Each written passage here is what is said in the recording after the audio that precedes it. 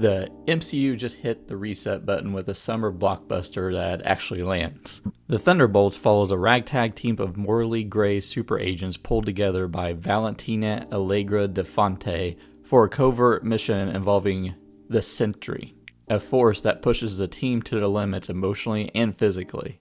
It's Marvel's answer to the Suicide Squad, but with more existential dread and less slow-mo. It's directed by Jake Schreier. The cast includes Florence Pugh as Yelena Belova, Wyatt Russell as U.S. Agent, David Harbour as Red Guardian, Julia Louis-Dreyfus as Valentina Allegra de Fonte, Sebastian Stan as Bucky Barnes, Anna John Kamen as Ghost, Olga Kurylenko as Taskmaster, and Louis Pullman as Sentry. The director, Jake Schreier, has previously directed Paper Towns and has a background in music videos, with, a lot of up-and-coming directors do.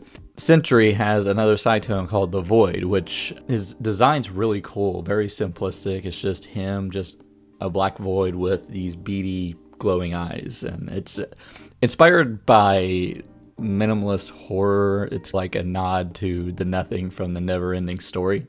This is one of the first recent MCU films or shows that had minimal reshoots, especially after the creative overhaul that Daredevil Born Again went through. I didn't really look forward to this movie. It just looked like a MCU's answer to the Suicide Squad, which wasn't like a huge hit. Not the bad one's a pretty good hit.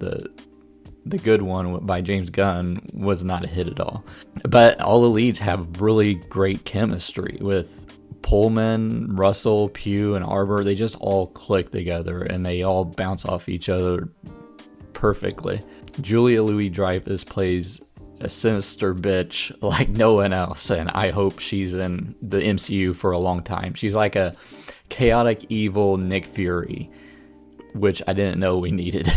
She was fantastic in it as well. And this movie has a lot of emotional resonance to it. It's not just fan service like the last really good Marvel movie we got. Marvel, it's mostly Fox with Deadpool and Wolverine, but yeah, it actually hits pretty heavy with themes of depression and trauma and reliance on others, and it really elevates the story. There's no cringy comedy undercutting those themes. Like when they go into the part with the depression, there's no wacky joke that just like minimizes the drama that everyone's going through. As for things that probably hold it back, it's the MCU. It's got MCU-isms. It's got the tonal sameness to it, which I think holds it back for me. And that's why I'm looking forward to James Gunn's DCU. It's gonna be movies that are connected, but they're definitely their own thing, their own tone. That's what I've been taking from it. So I'm looking forward to that. With Fantastic Four, it looks totally different. That's why I'm hyped for it. It doesn't feel like an MCU movie. I made some comparisons to the Suicide Squad, which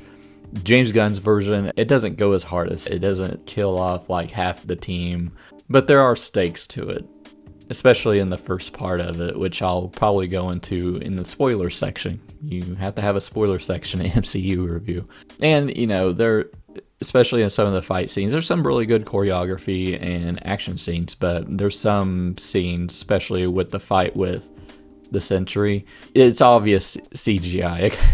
It reminds me of that fight scene from Blade 2. I don't know if anyone knows what I'm talking about, but it's funny because there's a really bad CGI fight in Blade 2, and on the audio commentary, Guillermo del Toro is like cursing of how bad the CGI is, which kind of made me laugh. All right, so I'll go into spoilers. I'll put a timestamp down below, and you can just see my overall thoughts and final rating. All right, so we'll get to Taskmaster. I knew Taskmaster was going to probably die in this movie. She dies in the first part of the movie. Like, Ghost just, bam, pops her in the fucking head. Which, they did Taskmaster dirty here. I think they fucked up Taskmaster in the Black Widow movie. Taskmaster is like one of the coolest villains ever. Just matches the person's fighting style that they're fighting against. And I think this is Marvel admitting they screwed up the character. Hopefully they can, after a reboot or something, they can give us a real Taskmaster sometime.